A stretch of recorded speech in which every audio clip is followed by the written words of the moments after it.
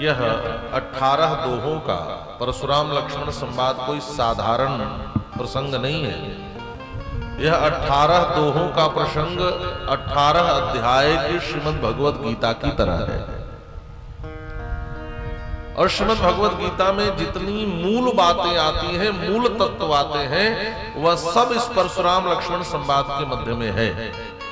तो सबसे पहली बात कि जब तक क्रिया हो तभी तक कर्तापन का अभिमान होना चाहिए, और जैसे क्रिया समाप्त हो जाए हमें कर्तापन का अभिमान भी छोड़ देना चाहिए। भगवान श्री राम ने कहा जब तक धनुष था तब तक धनुष को तोड़ने वाला था। महाराज धनुष टूट गया, अब तो जिसने तोड़ा था वह कोई रहा होगा, अब तो आपका दास है, कोई आज्ञा हो तो दीजिए। आय सुकाह कहे किन मोही, अब इतना सुनना था कि सुन रिसाए बोले मुनि को ही। जब परशुराम जी सामने वाले को बोलने नहीं देते थे, क्रोध में बोले एकदम, सुनहु राम सेवक सो जो करे सेवकाई, अरि करणी कर करई लड़ाई। आप कहते हो आपका दास खड़ा है, तो एक बात सुन लो, जो भी शिव धनुष को तोड़ा है वह दास तो नहीं हो सकता, वो सेवक तो नहीं हो सकता, क्योंकि सेवक का कार्य है सेवा करना, न कि शत्रु का कार्य करके युद्ध के लिए तैयार रहना। ये सेवक का लक्षण नहीं है।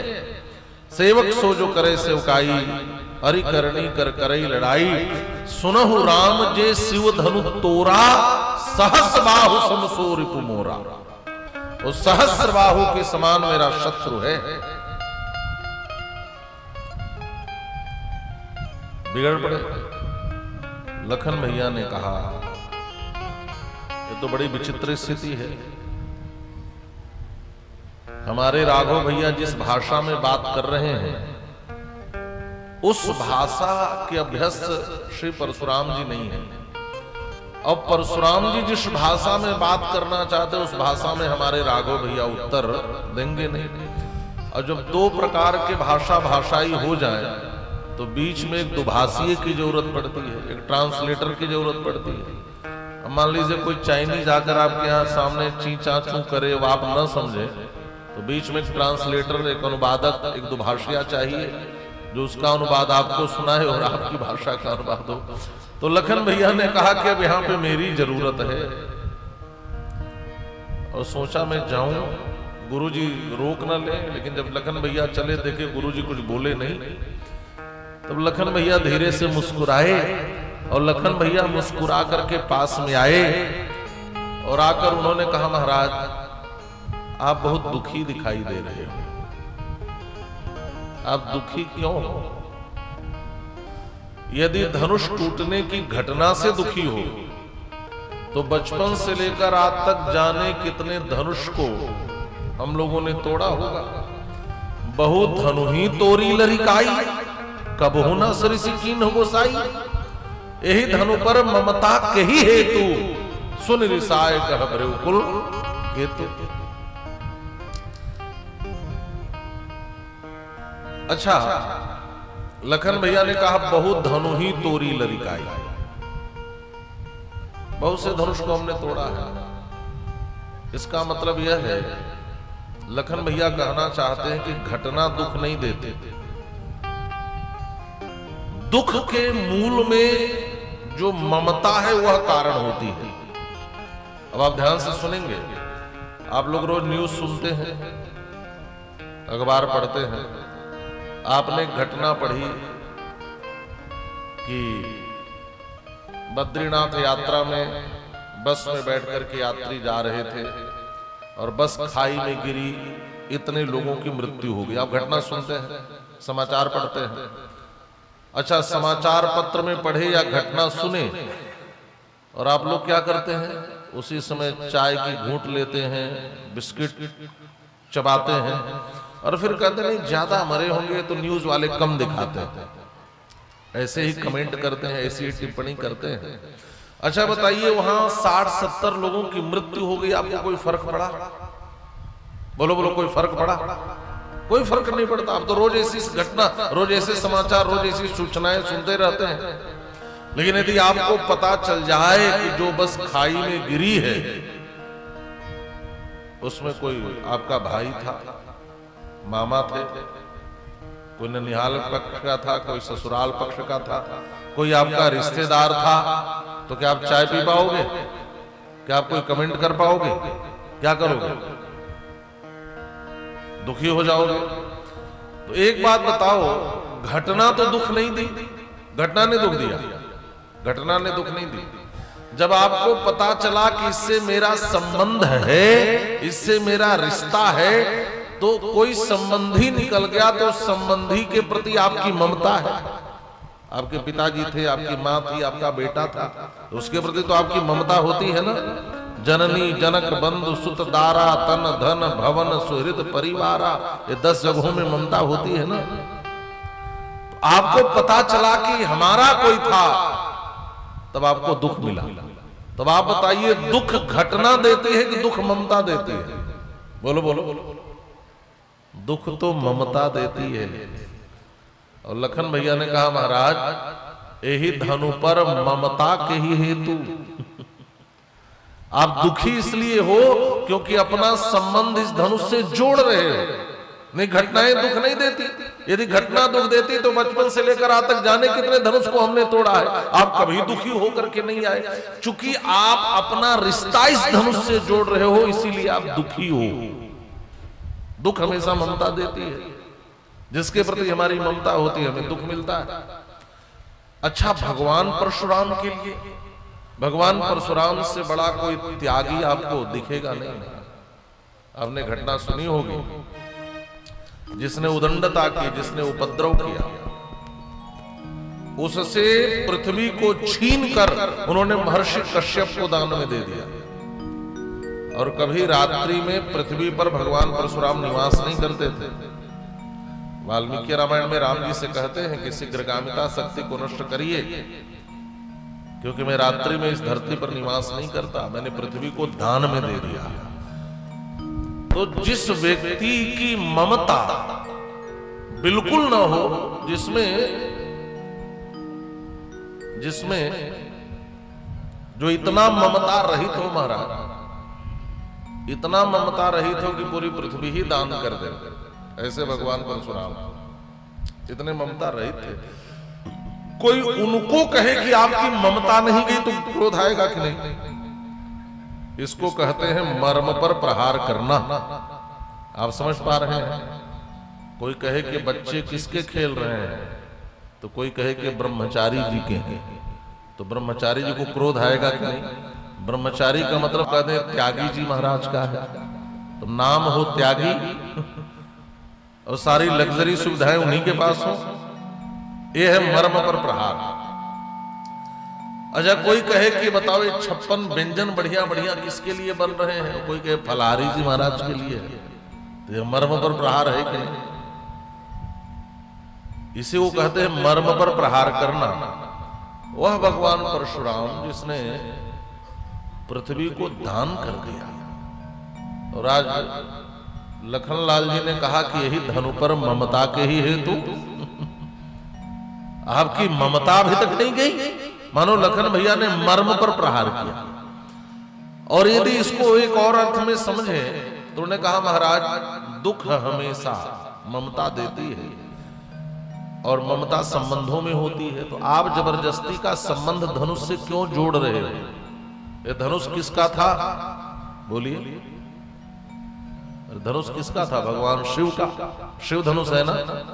तो शिव जी को इस धनुष पर ममता नहीं रही, उन्होंने देवताओं को दे दिया था।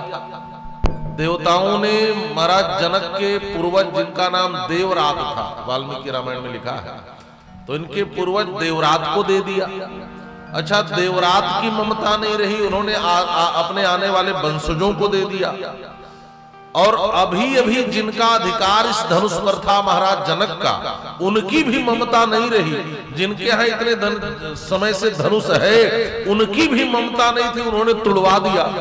तो इस पूरी परंपरा में, इस पूरी श्रृंखला में आप तो कहीं से आते ही नहीं हो।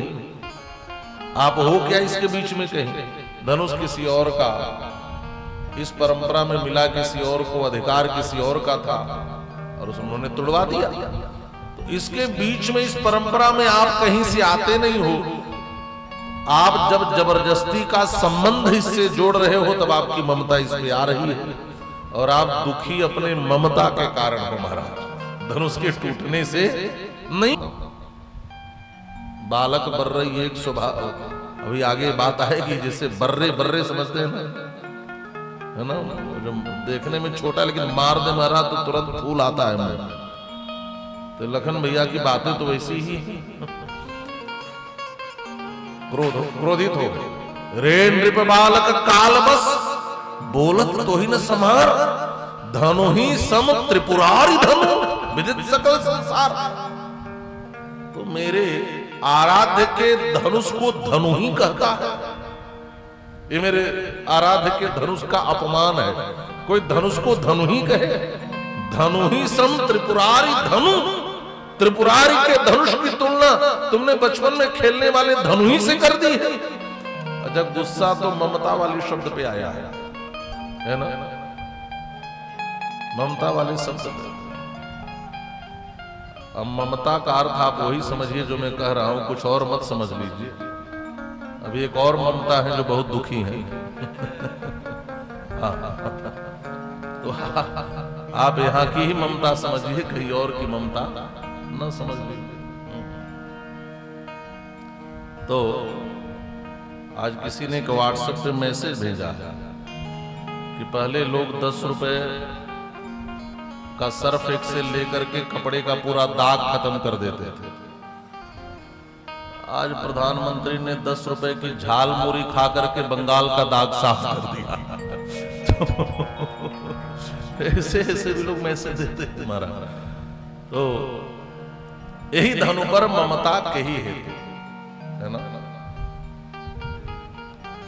तो क्रोध तो आया ममता वाले शब्द पर, लेकिन परशुराम जी ने कहा कि देखो मेरे आराध्य के धनुष को तू धनु ही कहता है, बोलत तो ही न संहार। रे नृप बालक काल बस, तू काल के वश में है, इसलिए ऐसा बोल रहा है। लखन भैया ने कहा महाराज एक बात बताओ, मैं तो बालक हूं, जब बालक काल बस है तो बूढ़ा। आप अपनी ओर देखो जरा, मैं बालक हूं, मुझको कह रहे हो काल के बस, आप तो बूढ़े हो गए। आप विचार करो काल के बस में कौन है। रे नृप बालक काल बस बोलत तो ही न समार, धनु ही सम त्रिपुरारी धनु विदित सकल संसार। मन तो कर रहा है कि इस प्रसंग को बढ़िया सुनाऊं, लेकिन समय इसकी इजाजत नहीं दे रहा, नहीं तो आज का समय इसी में पूरा हो जाएगा। तो बड़ा अद्भुत प्रसंग है, कभी आप सुनना। लखन भैया के लिए मैंने कल कहा था ये आचार्य है, जीवाचार्य। लखन भैया का आचार्य का तात्पर्य है ईश्वर का पूर्ण परिचय कराना। लखन का एक अर्थ है लखाना, जो लखा दे ये कौन है, जो श्री राम के ईश्वरत्व का परिचय कराते हैं, वह आचार्य है। श्री राम को लखाते हैं कि ईश्वर है। तो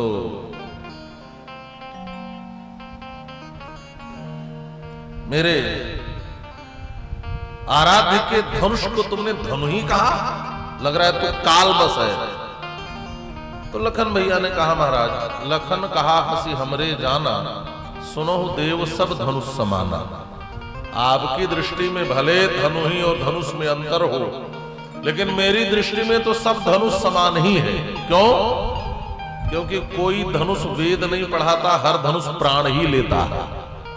तो इस अर्थ में तो सब धनुष समान ही है, चाहे धनुष किसी का भी हो, काम तो सबका एक ही है। तो मेरी दृष्टि में हर धनुष तो समान ही है। इसलिए का क्षति लाभ जून धनु तोरे।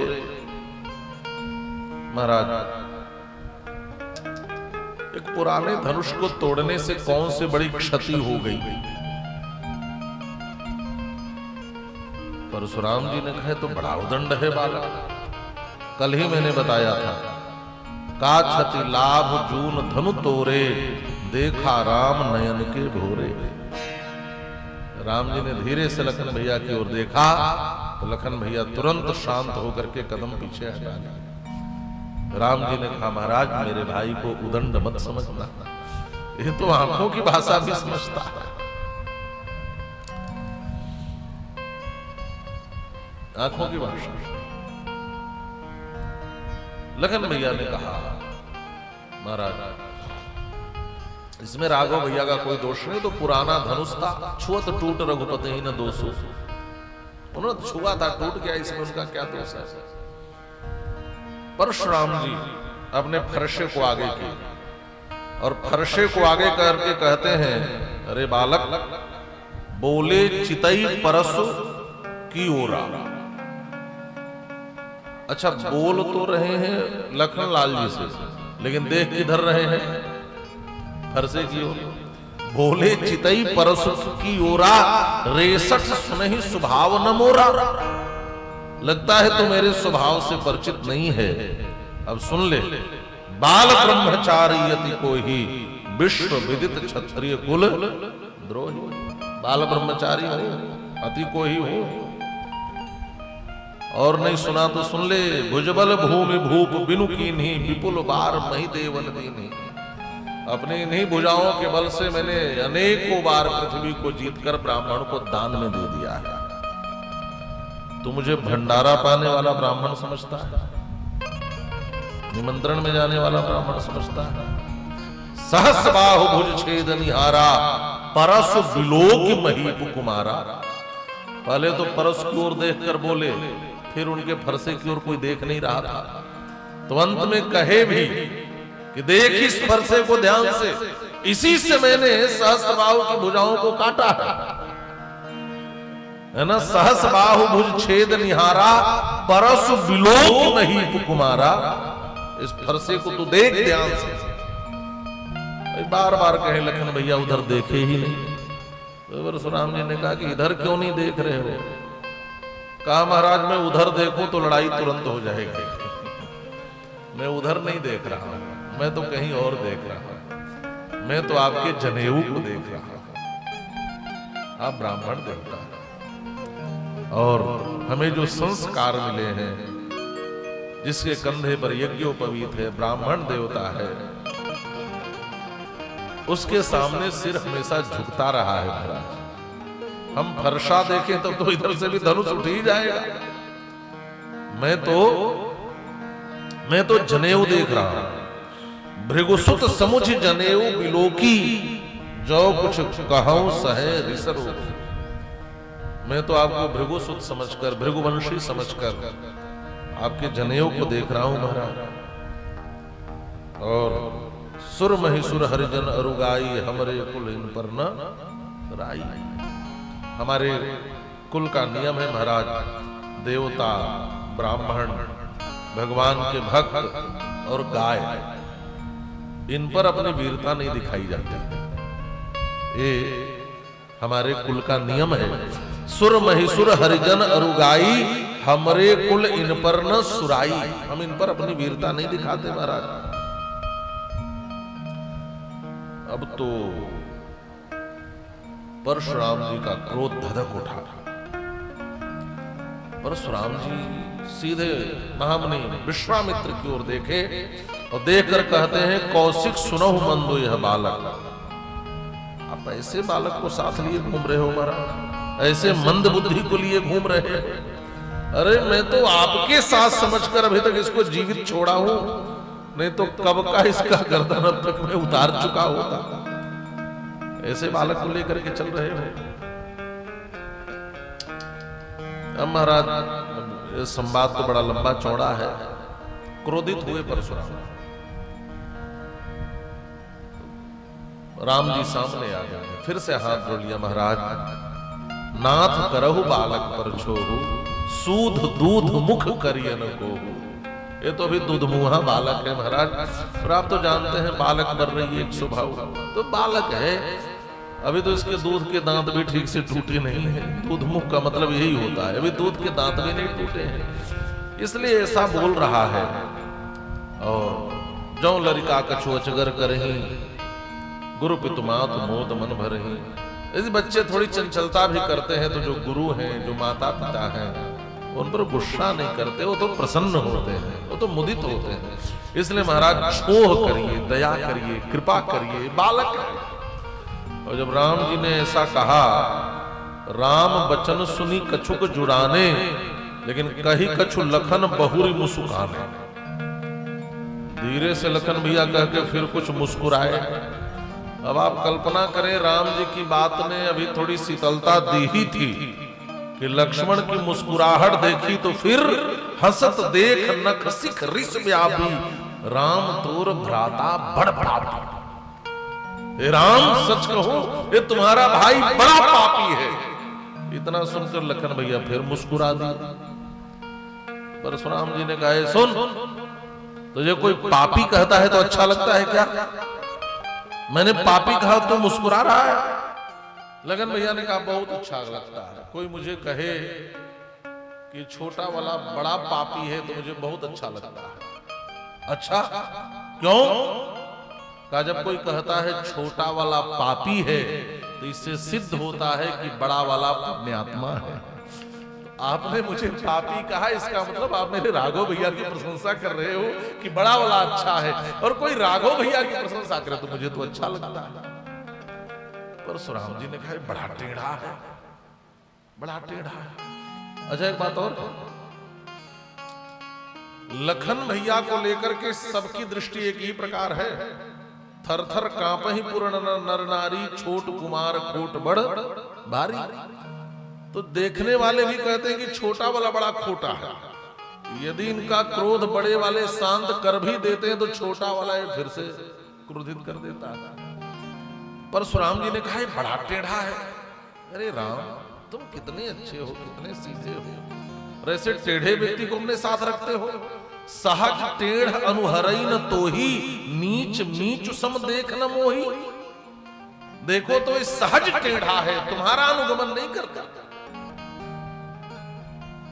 और यह नीच मुझे मृत्यु के रूप में नहीं देख रहा, यह बड़ा टेढ़ा है, तुम्हारा अनुगमन नहीं कर रहा। तो लखन भैया ने कहा, महाराज मैं उनका अनुगामी नहीं हूं, मैं तुम्हारा अनुचर मुनि राया, पर कोप करी बताया। मैं तो आपका अनुगामी हूं। संकेत क्या है? कहा, महाराज एक बात बताओ, क्रोध करना अच्छी बात है कि बुरी बात है? आप बताइए, क्रोध अच्छी बात है कि बुरी बात है? यदि आपकी दृष्टि में क्रोध अच्छा है तो मैं आपका ही तो अनुगमन कर रहा हूं, फिर मेरे ऊपर क्रोधित आप क्यों हो रहे हो? और यदि आपका अनुगमन करके आपकी भाषा में आपको उत्तर देना आपको अनुचित लग रहा है तो आप ऐसी चीज को छोड़ क्यों नहीं देते? आत्मनः प्रतिकूलानि परेशान न समाचरित। जो बात आपके लिए अच्छी ना हो आपको भी उस वैसा दूसरे के साथ प्रयोग में नहीं लाना चाहिए। तो लगन भैया कहते, मैं इनका नहीं, मैं तो आपका अनुचर हूं, मैं तुम्हारा अनुचर मुनि राजा। यदि क्रोध बुरी बात है तो आप भी छोड़ दो, मैं भी छोड़ दूंगा, और आपको लगता है अच्छी बात है तो मैं तो आपका ही अनुचर हूं, आपका ही अनुगमन कर रहा हूं। बुराई क्या है? लेकिन दोनों का क्रोध सामने आता है, ध्यान से सुनेंगे। यदि इस बात की विवेचना की जाए कि क्रोध अच्छी बात है कि बुरी बात है, तो ध्यान से समझना, बीती बात पर किया गया क्रोध अच्छा नहीं है, बीती बात पर किया गया क्रोध अनुचित है, और आने वाले समय में हमसे कोई भूल न हो, कोई त्रुटि न हो, कोई अनुचित न हो, उस पर किया गया क्रोध सराहनीय है।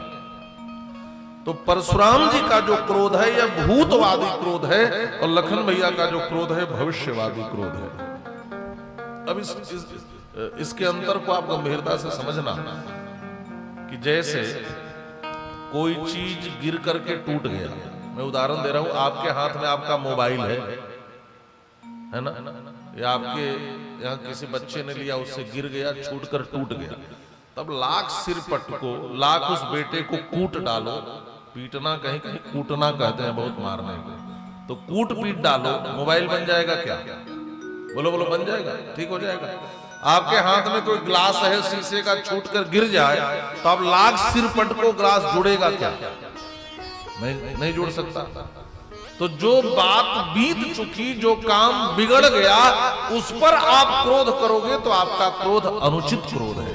बात समझ में आ गई? जो बीत गई सो बात गई। बच्चन जी की कविता है, आपने सुनी पढ़ी होगी, है ना? कितने तारे हिल जाते हैं, गिर मिट्टी में मिल जाते हैं, जो गिरते हैं कब उठते हैं, पर बोलो टूटे तारों पर, कब अंबर शोक मनाता है, जो बीत गई सो बात गई। जीवन में था वह एक कुसुम थे, उस पर नित्य निछावर तुम, वह सूख गया तो सूख गया, मधुबन की छाती को देखो, आदि आदि। तो बीती बातों पर किया गया क्रोध व्यर्थ है और अनुचित है। ध्यान से सुनना। हाँ, लेकिन बालक पढ़ाई नहीं कर रहा है, बिगड़ता जा रहा है, उसका भविष्य खराब हो रहा है। उस बच्चे पर यदि आप क्रोध करते हैं तो क्रोध उचित है। बात समझ में आ रही है?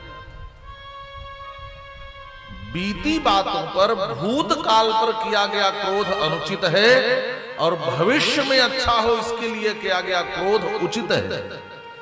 तो जो लक्ष्मण का क्रोध है यह भविष्यवादी क्रोध है, और जो परशुराम जी का क्रोध है यह भूतवादी क्रोध है। क्रोधी तो दोनों दिखाई दे रहे हैं, लेकिन इन दोनों क्रोधियों में यह अंतर है। लखन भैया का क्रोध यहाँ उचित दिखाई देता है और परशुराम जी का क्रोध यहाँ पर अनुचित दिखाई देता है। लखन भैया ने कहा, महाराज आपको लगता है कि इस धनुष का जुड़े रहना बहुत ज्यादा जरूरी है, तो अभी भी कुछ बिगड़ा नहीं है। एक अच्छा कारीगर बुलाओ और जुड़वा लो।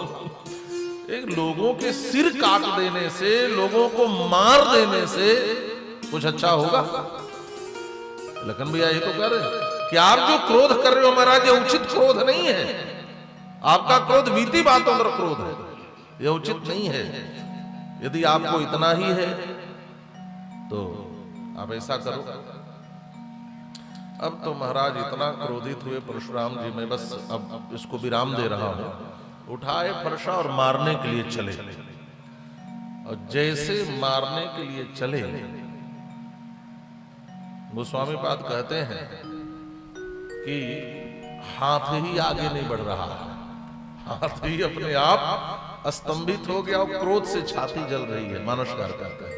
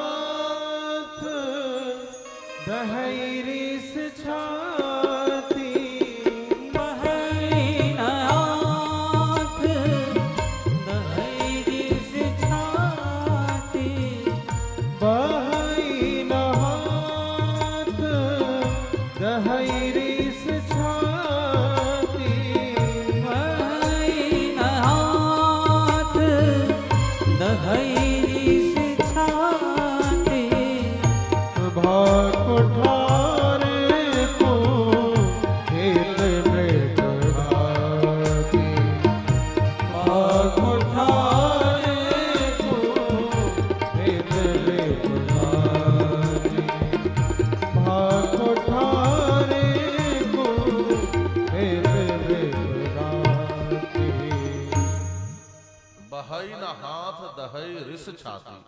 हाथ आगे नहीं बढ़ रहा था, क्रोध से छाती जल रही है, हाथ ही नहीं आगे बढ़ता। तो लखन भैया मुस्कुराए। लखन भैया ने कहा, महाराज लगता है आपने गणित नहीं पढ़ी है।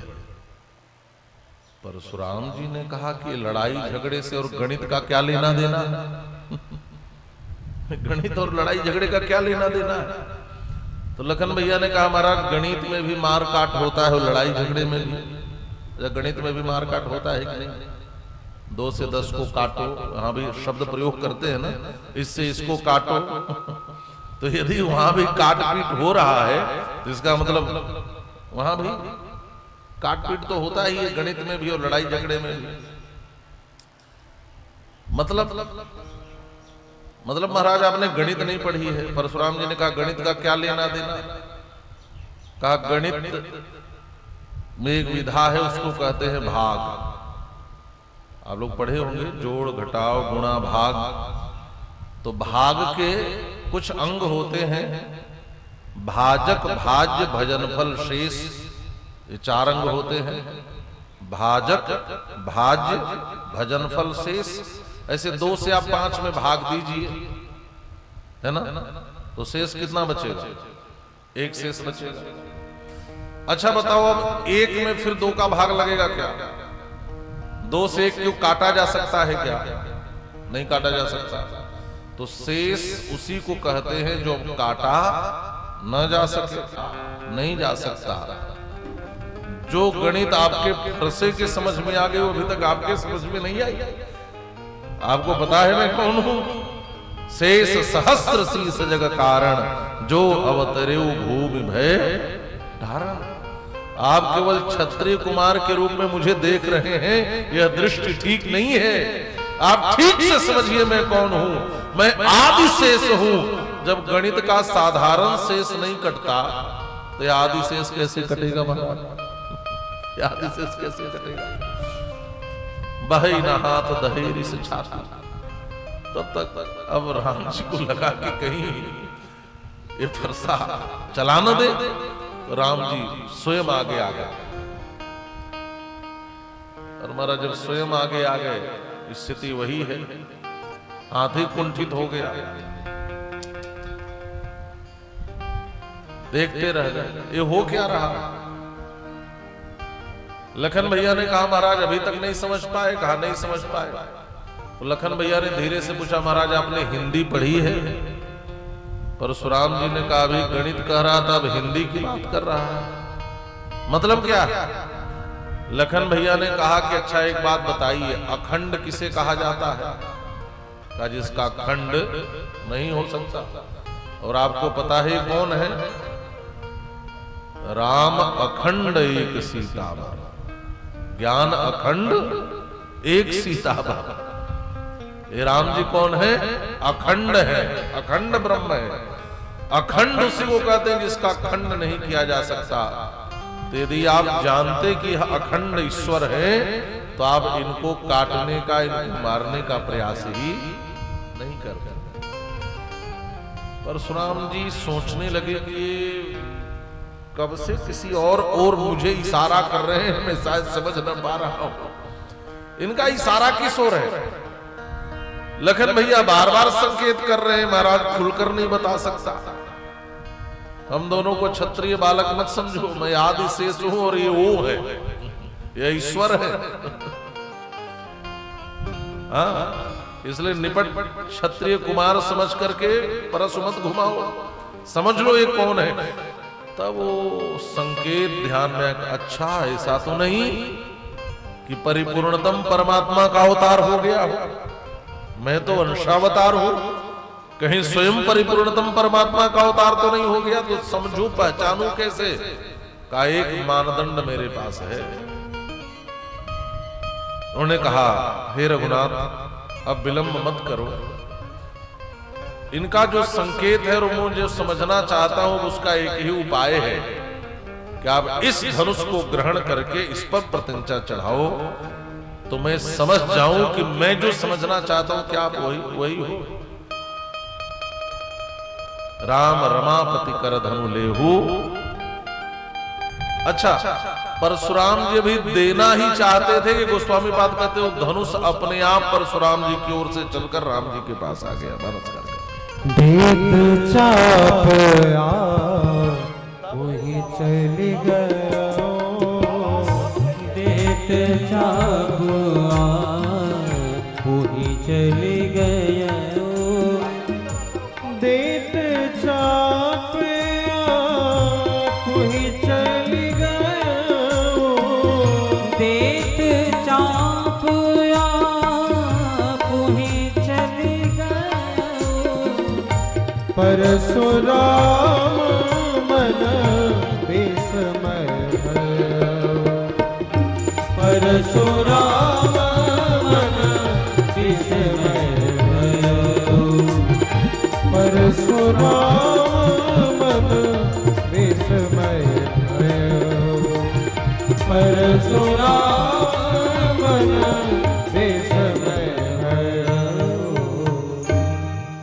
देत चाप आपू ही चली गयो, परशुराम जी अभी चाप देना ही चाहते, वो अपने आप चला गया। परशुराम जी ने पहचान लिया, ओ ये तो साक्षात भगवान विष्णु है। इसका मतलब मेरे अवतार की भूमिका अब पूर्ण हो रही है। अब भगवान का पूर्णावतार हो चुका है। यही कसौटी है, क्योंकि शिव धनुष को भी तोड़ना आसान है, लेकिन इस विष्णु धनुष को चढ़ाना अतिशय कठिन है। वाल्मीकि रामायण में परशुराम जी स्वयं कहते हैं कि रघुनाथ, आपने जिस धनुष को तोड़ा था वह हारा हुआ धनुष है। मेरे पास जो धनुष है यह वैष्णव धनुष है। उस धनुष को हराने वाला यह वैष्णव धनुष है। जिम्भृतम तद धनुर्दृष्ट्वा सैवम विष्णु पराक्रमैः अधिकम मेनिरे विष्णु देवासुरसिगणा सथा। तो आपने हारे हुए धनुष को तोड़ा है, वो जीता धनुष मेरे पास है। इस पर प्रतिज्ञा चढ़ाओ तब मैं जानू। और देत चाप वो आप ही चली गए, ये धनुष तो अपने आप चला गया, क्योंकि पहचानता है मेरे असली मालिक आ गए। परशुराम जी ने धीरे से कहा, प्यारे अरे कुछ देर तो रुक गए होते, जरा दो दो हाथ और हो जाने दिए होते तब गए होते। धनुष ने कहा, महाराज आप समझते नहीं हो, इतिहास से शिक्षा लेनी चाहिए। यह वो है जिनके आगे एक धनुष ने अकड़ दिखाया था तो दो भागों में इन्होंने तोड़ दिया। तो हमने इतिहास से शिक्षा ली है कि दुनिया के आगे भले अकड़ दिखाना, लेकिन भगवान के आगे अकड़ मत दिखाना। जो भगवान के आगे अकड़ दिखाता है वो दो भागों में टूट जाता है। परशुराम जी को जो पहचानना था उन्होंने पहचान लिया। और लखन भैया की जो भूमिका है आचार्य की, उस भूमिका का उन्होंने निर्वाह किया। बाप इतना ही समझ लें, ये प्रसंग श्रीमद् भगवत गीता की तरह कैसे है का अपने स्वधर्म को छोड़कर के अर्जुन अपने शस्त्र को छोड़ करके दूसरी बात कर रहा था कि मैं युद्ध नहीं करूंगा, इससे तो अच्छा मैं सन्यासी हो जाऊं। अपने स्वधर्म को छोड़ रहा था। तो भगवान श्री कृष्ण ने जब श्रीमद् भगवत गीता सुनाई, तब अर्जुन ने शस्त्र उठाया और कहा, न दैन्यम न पलायन, न दीनता दिखाऊंगा न भागूंगा। तो स्वधर्म में लगाया और बताया, स्वधर्मे निधर्म श्रेयः परधर्मो भयावह। हमें अपने स्वधर्म का पालन करते हुए मरना चाहिए। यदि हम स्वधर्म का पालन करते हुए मरेंगे तो भी हमें मोक्ष होगा। स्वधर्म को छोड़कर जाने वाले कहीं के नहीं रहते। यहां भी परशुराम जी ने भी स्वधर्म छोड़ करके क्षात्र धर्म को अपना लिया था। वो परिस्थिति जन्य अपनाया था, लेकिन फिर से श्री राम ने उनको स्वधर्म में लगा दिया। एक बात और है, भगवान परशुराम का हृदय बड़ा कोमल है, और एक ब्राह्मण के हृदय की कोमलता को समझना हो तो परशुराम जी के जीवन को समझना चाहिए। एक है वंशीय क्षत्रिय सहस्त्रबाहु ने उदंडता दिखाई। एक क्षत्रिय ने उदंडता दिखाई तो हाथ में शस्त्र उठा लिया, और एक क्षत्रिय श्री राम ने विनम्रता दिखाई तो शस्त्र रख भी दिया। इससे बढ़कर हृदय की कोमलता का क्या उदाहरण हो सकता है। ये शस्त्र सिर्फ उदंडों को ठीक करने के लिए उठाया था। समाज के वो लोग जो पीड़ित थे, समाज के वो लोग जो अकारण दंडित किए जाते थे, ऐसे उदंड लोगों को दंड देने के लिए परशुराम जी ने शस्त्र उठाया था। और जब भगवान श्री राम की विनम्रता देखी तो उन्होंने अपना शस्त्र रख भी दिया, और प्रभु श्री राम की वंदना करते हुए परशुराम जी वन की ओर जा रहे हैं।